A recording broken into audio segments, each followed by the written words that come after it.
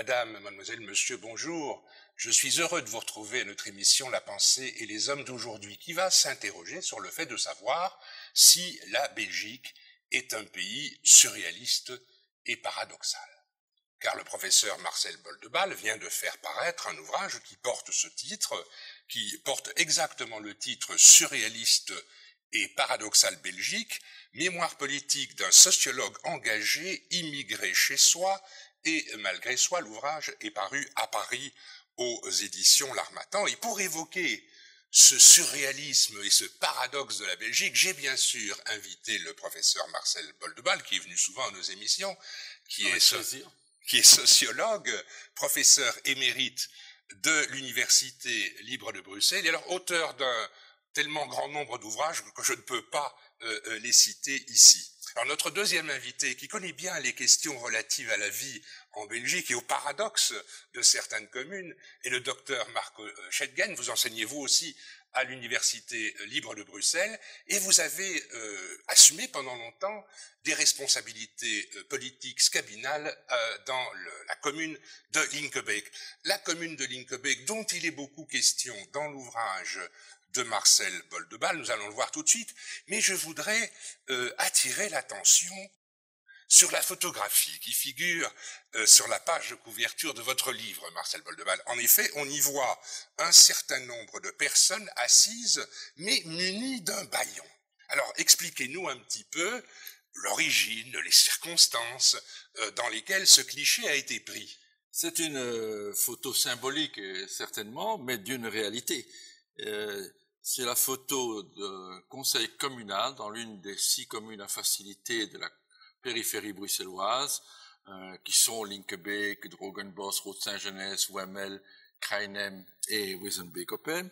Et les conseillers communaux que l'on voit sur l'image ont en effet un bâillon sur la bouche, voulant symboliser par là le fait qu'ils sont interdits actuellement de parler français dans le cadre d'un conseil communal, alors que la loi théoriquement les y autorise. Mais pour être concret, je me souviens du temps où j'étais conseiller communal à Linkebeek. Un jour, j'ai voté « ya » oui. Or, la loi dit que si on doit parler flamand pour que ce soit valable, si on parle français, c'est pas interdit en tant que conseiller communal, mais simplement, ça n'a pas de portée juridique. Il n'empêche que la tutelle flamande dont dépendent ces communes depuis quelques années, la tutelle flamande a fait recours au Conseil d'État il y a 10 ans de cela pour annuler cette décision. Nous avons fait, nous, un recours au Conseil d'État contre cette décision de la tutelle, et curieusement, le Conseil d'État est toujours silencieux à ce propos. Et donc il n'a pas encore donné son interprétation de la loi, il n'a pas encore dit, voilà, les conseillers communaux, éventuellement les échevins de ces communes dites à facilité peuvent parler français. La Cour d'arbitrage a dit que nous avions le droit de parler français, mais ça n'avait pas de portée juridique. Mais la pression de certains milieux, pas tous les flamands, mais ce que j'appellerais les flamingants pointus, certains éditorialistes, font pression pour que même un mot en français ne puisse pas être prononcé pendant la séance du conseil communal. Alors que dans nos communes, et en particulier à Linkebeek, plus de 80% de la population est francophone. Alors nous sommes censés être une minorité protégée, mais cette minorité est largement majoritaire. Mais c'est de l'extérieur qu'on nous crée des problèmes, alors qu'avec nos concitoyens néerlandophones, nous nous entendons en général très bien. Vous qui gardez des activités politiques quotidiennes, comment ça se passe aujourd'hui à Linkebeek? Est-ce que les conseillers communaux, les échevins, etc. peuvent parler le français? Bien, toujours pas. C'est assez étonnant, et je pense que de ce point de vue-là, le livre de Marcel Boldebal est vraiment très intéressant, parce qu'au-delà de l'anecdote linkebeekoise, c'est vraiment toute l'histoire de notre Belgique communautaire qui apparaît de 1960 à nos jours, et on voit l'évolution assez étonnante que d'ailleurs aujourd'hui les gens ne connaissent plus. Enfin, je prends un exemple qui est tout à fait typique, c'est que dans les années 60 et même jusqu'au début des années 70, il y avait des motions du conseil communal de Linkebeek à l'unanimité demandant le rattachement de Linkebeek à la région bruxelloise. Et quand je dis à l'unanimité, c'est important parce que la majorité à l'époque des conseillers communaux étaient néerlandophones. Ce qui veut dire que sociologiquement, le Linkebeekois se sentait tout à fait proche, évidemment, de Bruxelles. Et aujourd'hui, ça paraît totalement impensable. Aujourd'hui, on ne peut plus prononcer un seul mot en français. Alors, je ne dis pas que ça ne se fait pas, mais disons que le modus vivendi actuel, c'est que les conseillers communaux parlent en général en néerlandais, de temps en temps les francophones quelques mots en français, mais au niveau du collège, c'est-à-dire les échevins et le bourgmestre, ceux-là ne parlent que le néerlandais pour éviter que les décisions ne soient éventuellement supprimées par la suite par la tutelle.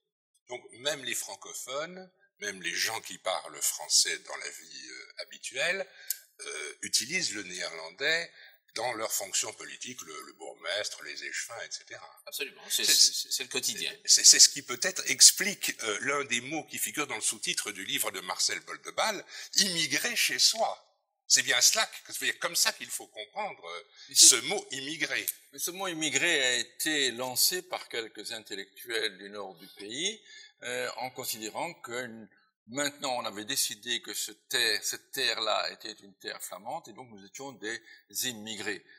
Alors que moi je suis un cas intéressant sous ce angle-là, je suis à Linkebeek depuis 1961 et à l'époque le statut était bilingue de fait et il devait devenir bilingue de droit à la suite du recensement qui a été refusé par les bourgmestres flamands. Et donc on est considérés comme des immigrés devant s'assimiler en fait et chez soi et malgré soi, parce qu'on veut avoir des bons rapports. Moi, j'ai fait des efforts pour parler les deux langues au conseil communal, mais on nous interdit l'usage du français, on nous interdit d'être subsidiés par la communauté française, et par exemple, TV5 ou Télé Bruxelles, nous ne pouvons pas, ou nous n'avons pas pu, en tout cas tout un temps, Télé Bruxelles, on ne peut toujours pas la voir à Linkebeek. Je voyais TV5. Alors que TV5, on peut le voir à Los Angeles. Helsinki, Singapour, je le voyais. Et je rentrais chez moi, je ne pouvais pas avoir TV5. C'est assez curieux quand même. D'autant que TV5, ce n'est pas une télévision belge, c'est une télévision qui reprend des programmes de diverses chaînes de télévision des deux pays de langue française, la France, le Canada, la Suisse, la Belgique, bien sûr, etc. On peut peut-être ajouter par rapport à ce côté surréaliste, en revenant sur ce problème de langue, c'est que un conseil communal, finalement, c'est quoi? C'est un lieu, bien sûr, de décision, mais ce qui est très intéressant dans notre loi belge, et finalement un des éléments de notre démocratie, c'est que les conseils communaux sont publics, par définition. Ça veut dire quoi? Ça veut dire que le citoyen peut venir à n'importe quel conseil communal, assister, écouter, et donc avoir un esprit critique. Or, il est clair que dans des communes où les facilités sont inscrites dans la loi, actuellement, un citoyen francophone habitant dans une de ces communes ne peut pas comprendre, s'il ne connaît pas parfaitement le néerlandais, ce qui se passe au conseil communal. Donc on lui donne des facilités dans la loi, mais dans la réalité, la démocratie sur le terrain ne lui permet pas d'être exercée vraiment d'une manière totale. Et le plus grand paradoxe, et je pense que c'est vous-même qui le disiez il y a un instant, Marco Schettgen, le plus grand paradoxe, c'est que la commune dont nous parlons compte 80%, 85% de personnes qui parlent le français, et que donc de facto, ce sont les Flamands qui sont minoritaires. Et c'est à eux qu'il faudrait accorder un certain nombre de droits ou de privilèges. Or, c'est pas ça la situation. Cette petite minorité, par l'effet de la loi, et vous allez peut-être expliquer ce que c'est que cet état de la loi qui paraît tellement surréaliste et tellement paradoxal, c'est l'effet de la loi que une majorité est minoritaire de facto sur une portion de territoire qui n'est quand même pas si grande, je ne sais pas combien de kilomètres carrés compose la commune de Linkebeek, mais 4000 habitants, 4500 habitants. Oui, je veux dire en superficie, c'est pas très vaste, et les autres communes dont vous avez parlé tout à l'heure, que vous avez évoqué, Marcel Boldebal, ça fait pas une portion de territoire très important sur le territoire de la Belgique. Il y a beaucoup de paradoxes dont je parle dans ce livre. Je ne sais pas si je vais parler de ceux-là, mais en vous écoutant, il y en a deux qui me reviennent à l'esprit. Le premier, c'est que les Flamands ont toujours refusé aux francophones le droit de faire une consultation populaire pour savoir si nous voulions appartenir à une région bilingue ou à une région flamande. Ils n'ont pas voulu, alors que si on avait fait cette consultation, il y a deux communes, Krainem et Linkebeek à l'époque, dans les années 60, qui seraient devenues partie de l'agglomération bruxelloise, les autres seraient devenues totalement flamandes. Et au lieu de ça, on a fait le système de facilité qui, depuis lors, permet à certains, que ce soit d'extrême francophone ou d'extrême néerlandophone, de faire carrière politique. Donc c'est un paradoxe où les Flamands ont refusé quelque chose qui aurait été à leur avantage.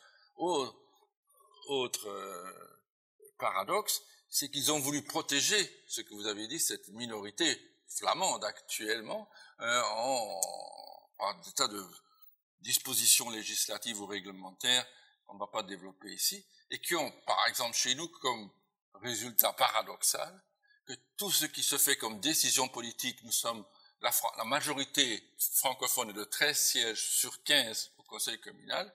Ah, c'est à ce point majoritaire, 13 sur 15, c'est 13 énorme. sur 15, et donc toutes les décisions se prennent en dehors du conseil, et le conseil n'est devenu qu'une chambre d'entérinement. C'est vraiment dommage au point de vue démocratique, je le regrette, c'est un des multiples paradoxes de la situation de cette périphérie bruxelloise. Et alors 13 sur 15, c'est vraiment une situation de majorité écrasante des personnes qui parlent français dans cette commune-là. Est-ce que dans les autres communes dont vous avez parlé, la situation est semblable ou très proche? Un peu moins forte, mais partout ce sont des majorités, ce que Simonet avait appelé longtemps la francisation irréversible de ce que ce que les Flamands ont considéré comme la tache d'huile francophone autour de Bruxelles. Et on a là, c'est le sociologue qui parle, un fait intéressant à observer. Est-ce que des lois politiques peuvent aller à l'encontre de lois sociologiques? Parce que mon livre n'est pas que Linkebeek. J'ai voulu, à partir de cette expérience concrète, pouvoir élargir et réfléchir sur en effet, les paradoxes et le côté surréaliste d'un petit pays avec 54 ministres, 7 gouvernements. Ceci étant, moi, je trouve que si on a 54 ministres et 7 gouvernements, c'est peut-être coûteux, mais moins coûteux que de se tirer au bazooka comme on le fait dans d'autres parties du monde, dans d'autres pays. Bien sûr. Est-ce que le projet de signature de la Convention européenne des minorités, je le rappelle, à Linkebeek, c'est les Flamands qui sont la minorité de facto alors qu'ils sont la majorité de jure, est-ce que la signature de cette Convention européenne sur les minorités pourrait changer de façon très importante, de façon très profonde, la situation du citoyen qui habite l'une des communes à facilité ou dans les Fourrons ou dans d'autres endroits où il y a des tensions d'ordre linguistique? Alors certainement, cette convention européenne pourrait changer énormément de choses et peut-être essentiellement dans les communes sans facilité. Il faut savoir qu'en dehors des 6 communes à facilité autour de Bruxelles, nous avons toute une série de communes dans lesquelles il y a un nombre important de francophones qui varie, on va dire, de 20 à 40, 45, 50% de francophones, dans des communes comme Bercel, Overijse, Tervuren, etc. Or, pour ces communes-là, où aujourd'hui il n'y a pas la moindre possibilité de facilité, je vais prendre un exemple très simple qui touche tout le monde, qui est l'aspect de l'éducation et de l'enseignement. Actuellement, on ne peut avoir des écoles francophones que dans les 6 communes à facilité. Eh bien, s'il y avait une signature de la Convention, eh bien, il n'y a pas de doute, c'est écrit noir sur blanc dans la Convention européenne, dans toutes les communes où il y a une minorité relative, significative, 20 à 30% dans les textes européens, eh bien, il pourrait y avoir la création d'écoles francophones, ce qui est quelque part assez logique, puisque ça veut dire qu'il y a dans cette population un certain nombre d'enfants francophones qui souhaiteraient aller près de chez eux dans une école communale.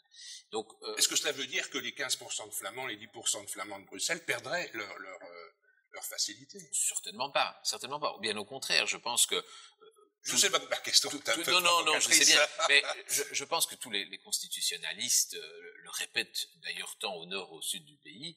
Je pense que la minorité la mieux protégée en Belgique, c'est les néerlandophones de Bruxelles.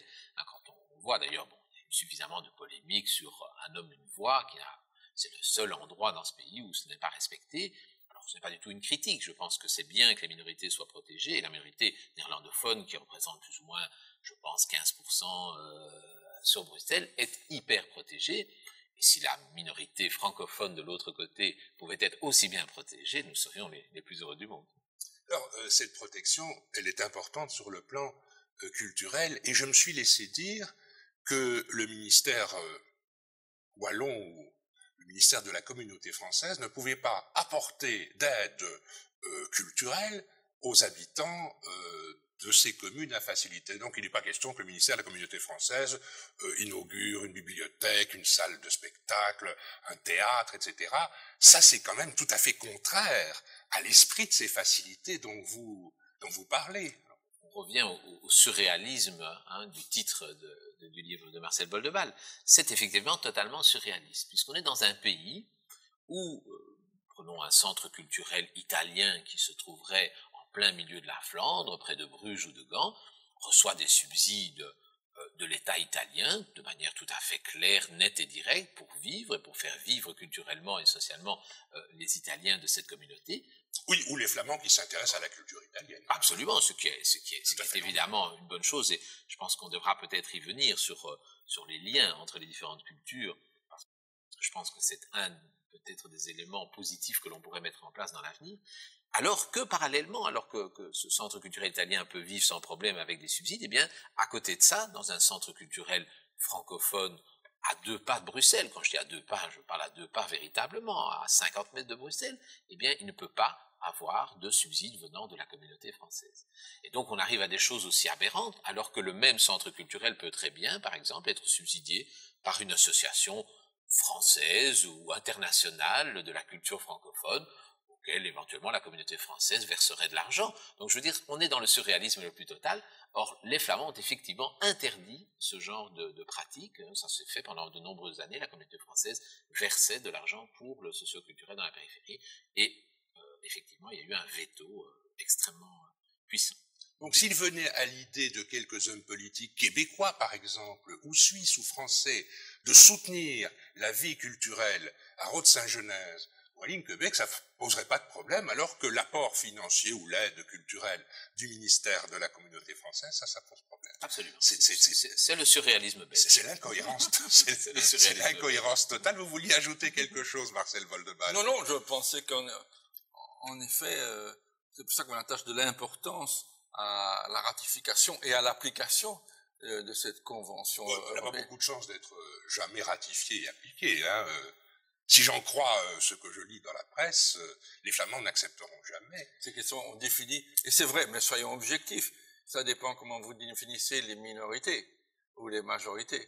Alors, il est vrai que les francophones de Flandre, que nous sommes par la volonté du législateur, sont une minorité au niveau de la Flandre, alors que nous sommes une majorité au niveau de la commune. Et on a là tout le rapport en Belgique des majorités et des minorités, qui est complexe et que l'on voit à travers le débat autour de cette convention. Mais si on élargit le problème, on retombe sur qu'est-ce que c'est qu'être belge et le sentiment d'être belge. Alors moi, je dis depuis des années que le problème de la Belgique, c'est qu'on a un problème de 3 minorités.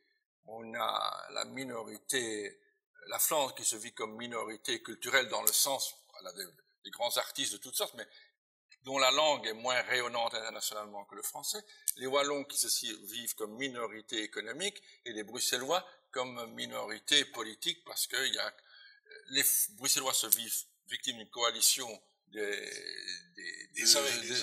2 autres communautés, régions, tandis que les Flamands se vivent minorisés par une coalition des francophones bruxellois et wallons, et les wallons se vivent minorisés par une coalition des capitalistes flamands, et je simplifie, et que donc on a à la fois une minorisation objective et une minorisation subjective, qui fait que parfois on a le sentiment que être belge, c'est n'être rien, c'est être un bâtard sans identité nationale.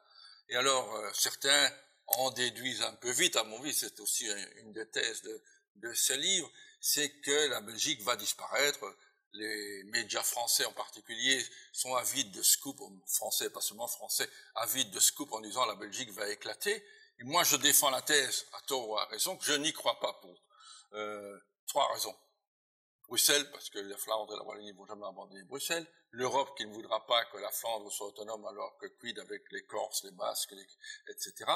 Et la 3e raison, c'est que, on l'a encore vu il n'y a pas si longtemps, quand Justine Hédin gagne Roland Garros, Eddy Merckx le Tour de France, il y a ou l'équipe belge qui bat des grandes équipes internationales comme l'Espagne ou l'Union soviétique, la Grand Place se réunit avec des drapeaux belges. Moi, j'étais très frappé, il y a pas longtemps, là, il y a quelques jours, de voir que dans les courses cyclistes, on voyait tous des drapeaux avec le lion de Flandre qui apparaissait dans les courses cyclistes. Et une fois que Justine Henin a gagné Roland-Garros, c'était tous des drapeaux belges. Alors, il ne faut pas en tirer des conclusions trop rapides, mais pour dire que je reste persuadé qu'au fond de nous, nous avons tout intérêt à être et demeurer belges plutôt que de devenir hollandais ou français. L'image que je prends souvent, c'est aussi un paradoxe. Les Flamands et les Wallons, c'est un peu comme le film de François Truffaut, La femme d'à côté, ni avec toi, ni sans toi. Le seul problème, c'est Depardieu finit par tuer Fanny Ardant, mais les Flamands et les Wallons, ils ne peuvent pas vivre ensemble, ils ne peuvent pas vivre l'un sans l'autre. Nous sommes beaucoup plus importants au niveau de l'Europe en étant belges qu'en étant une partie de la Flandre ou de la Hollande, dont les uns et les autres ne veulent pas de nous d'ailleurs, par ailleurs. C'est aussi ce que j'essaye d'ouvrir comme piste de réflexion à partir de notre petite expérience linquebécoise. Oui, mais je reprends votre argument qui disait, bon, dès qu'un sportif de renom brille au firmament de son sport, Justine au tennis ou Eddy Merckx autrefois dans le cyclisme, ça me paraît pas poser vraiment de questions profondément philosophiques. Le sentiment national est un peu exacerbé, est un peu exalté, parce que un sportif, une sportive se fait connaître, et dans le cas de la victoire de Justine Henin, c'était la victoire contre une autre Belge. De toute façon, aux yeux des sportifs, la Belgique était gagnante. Mais ça était très intéressant, parce que c'était la Flamande et la Wallonne, et moi j'ai été voir mes petites filles qui sont des Wallonnes pur jus, à fond, elles habitent près de Charleroi, et je croyais les trouver toutes joyeuses parce que Justine avait gagné. Elles étaient tristes parce qu'elles étaient pour Kim la Flamande. Et puis j'ai vu à la télévision qu'il y a des tas de Flamands qui se réjouissaient de la victoire de Justine la Belge. Et je voulais dire, ces événements d'ordre sportif n'ont pas beaucoup de résonance philosophique. En revanche, nous sommes quand même à la pensée des âmes. La question que vous posez... Vous trouvez pas ça philosophique? Non, je trouve pas ça très philosophique. Je vous écoute. Il me semble que c'est l'expression d'une sorte de chauvinisme assez aisé, assez facile. Le sportif, beaucoup de gens s'identifient aux sportifs, et surtout aux sportifs gagnants. On s'identifie jamais au loser, celui qui est le dernier au Tour de France. Tandis que la question que vous posez, la question fondamentale que vous posez dans votre livre, c'est quand même une question relative aux droits de l'homme et du citoyen. Il me semble qu'il y a, et c'est pour ça que la Belgique, qui se proclame un État parfaitement respectueux des droits de l'homme, du citoyen, qui signe 1001 conventions, sur ce point en particulier, me semble-t-il, étant totalement en porte-à-faux avec le message des Lumières, avec le message de liberté, d'indépendance, d'autonomie de l'individu, que la philosophie des droits de l'homme nous a légué. C'est pour ça que ça me paraît plus important de parler de la situation que vous évoquez de la périphérie bruxelloise et du fait que l'on se sent immigré chez soi, que de l'exemple des sportifs qui, moi je suis très content pour Justine Henin, pour les autres, mais ça me paraît pas fondamental sur le plan de la pensée philosophique et politique. Tandis que la situation, et je reviens à la photo qui figure sur la couverture de votre ouvrage, sur le plan politique et philosophique, que des mandataires publics, ce sont sans doute des échevins ou des conseillers communaux, se sentent l'obligation de se bâiller, de mettre un bâillon sur leur bouche, sur leur menton, ça me paraît quand même poser une question fondamentale d'ordre politique et philosophique. Qu'est-ce que vous en pensez? Je pense que je ne peux être que d'accord avec vous, puisque j'ai écrit un certain nombre de pages pour démontrer exactement ce que vous venez de dire. Et que je vais dans ce sens-là. Vous les faire dire ces propos. Alors, vous l'avez dit, parce que moi je l'ai écrit, donc merci. Je vais tout à fait dans ce sens-là, puisque c'est une démonstration de cela. Alors, j'essayais de faire un pas de plus, moi. Oui, et c'est pour ça que je dis que c'est philosophique, c'est-à-dire, parce que à partir de cette analyse-là, à partir de ces bâillons, de ce qui porte atteinte aux libertés, quelle conclusion en tire-t-on? Et alors, les rabat-joie, les sinistrosiques, tous ceux qui ont les sceptiques vont vous dire la Belgique ne peut plus vivre. Alors, j'étais un pas au-delà, et philosophiquement, je disais qu'à travers ce phénomène de projection, identification à des vedettes, comme a parlé Edgar Morin dans son bouquin Les Stars, il se traduit quelque chose qui va à l'encontre des décisions politiques. Les décisions. Chez nous, quand on fait un conseil communal avec Marco et qu'on parlait quelques mots de français, on avait 80 membres du TAC qui venaient du fond du Limbourg, stipendiés pour cela, et qui s'enchaînaient au stade du conseil communal, lançaient des boules puantes, 80 gendarmes avec des combis de gendarmerie. C'est cloche-merde. Si vous ne prenez que ça, c'est la politique par le petit bout de la lorgnette. Et donc, en termes de philosophie, je crois qu'il faut se battre pour la liberté.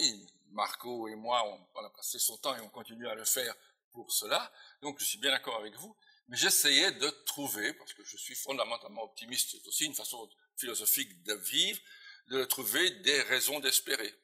Ou de ne pas désespérer. Alors justement, c'est ma dernière question et je l'adresse à celui qui est encore en charge des affaires publiques, Marco Schettgen.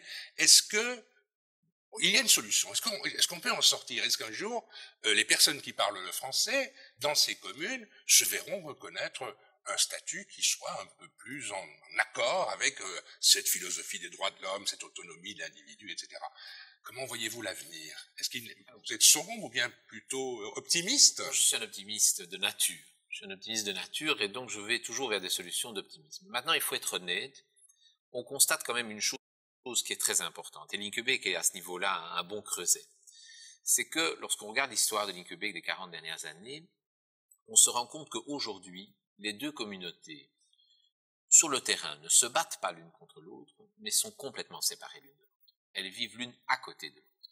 Dans un tout petit mouchoir de poche, comme vous l'avez dit tout à l'heure, au niveau kilométrique, très étonnamment, il n'y a pas en fait de lieu véritablement de rencontre de ces deux communautés. Chacun vit véritablement l'un dans son centre culturel, l'autre dans l'autre. Les deux espoirs que l'on peut avoir, c'est évidemment l'Europe. C'est évident. Je pense que là, il faut se dire donc que... la Convention européenne sur les non minorités. seulement la Convention européenne, mais je veux dire de manière beaucoup plus large, l'Europe des régions. Je pense que demain, c'est ce qui se passera. Oui, mais l'Incubec, c'est la région flamande. Mais ça n'a pas d'importance. En tout cas, moi, je ne fais pas partie des gens qui estiment que le combat le plus essentiel, c'est le rattachement à une région. Ce qui me paraît important, comme on l'a dit ce soir, c'est les droits de l'homme qui sont sous-jacents. C'est que chacun ait le droit de vivre culturellement au niveau de sa langue comme il le veut. Et donc, je crois que l'espoir, c'est l'Europe, une Europe des régions dans lesquelles finalement viendra s'intégrer les 3 régions de Belgique, et puis d'autre part, de recréer des liens entre ces deux communautés. Et là, il y a tout un travail à faire de reliance entre ces deux communautés qui doit se réamorcer peu à peu. Reliance, c'est un mot que vous avez pris à Marcel Boldeval. Je l'ai pris à Marcel Boldeval, mais je l'aime beaucoup. Mais il ne peut plus rien dire maintenant, parce que l'émission... Si je peux dire une chose. Alors, une seconde, parce que l'émission est terminée. Je dis à la fin de mon livre, il y a eu cet automne une manifestation bilingue et biculturelle organisée par les lignes québécois, flamands et francophones ensemble. Eh bien, merci Marcel Boldeval, merci Marco Schettgen pour votre présence à notre émission d'aujourd'hui. Alors, je termine en rappelant le titre de votre livre, Marcel Boldeval, Surréaliste et paradoxale Belgique, mémoire politique d'un sociologue engagé, immigré chez soi et malgré soi, ouvrage paru à Paris aux éditions L'Harmattan. Madame, mademoiselle, monsieur, merci, à bientôt. Et voici maintenant quelques informations du monde de la laïcité. Il n'y a pas de société sans drogue, il n'y en a jamais eu. Dans le cadre de la campagne Drogue, lancée par le Centre d'Action Laïque, le Centre d'Action Laïque et le Centre Laïque de l'Audiovisuel ont le plaisir de vous inviter à l'avant-première du film Drogue, questions ouvertes, le 23 septembre à 20h. La projection sera suivie d'un débat sur le thème « Pour ou contre une réglementation des drogues ». Renseignements et réservations par téléphone au 02 627 68 40 ou par mail clav@ulb.ac.be.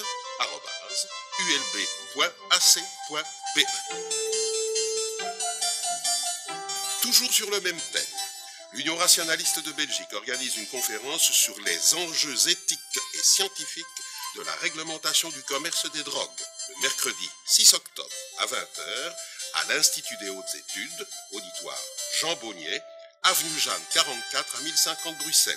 Pour en savoir plus, visitez le site www.rationaliste.org.